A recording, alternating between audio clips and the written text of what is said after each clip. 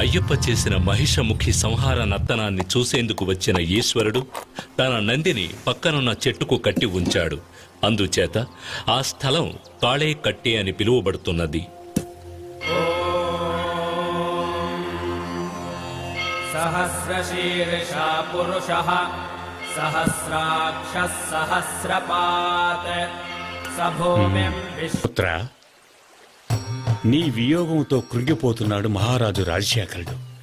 అతన్ని చేరుకుని ముక్తిని ప్రసాదించాలి. అలాగే నీలిమలలో శబరి అనే భక్తురాలు నీ దర్శనం కొరకు ఎదురుచూస్తోంది. ఆమెను అనుగ్రహించి మోక్షాన్ని ప్రసాదించడం నీ కర్తవ్యం. అలా చేస్తే ఆ భక్తురాలి గుర్తుగా ఆ కొండకు శబరిమల అనే పేరు వస్తుంది. అంతేకాదు, ఆ శబరిమల పైనే నీ ఆలయం నిర్మించబడుతుంది. ఆయుష్మాన్ భవ.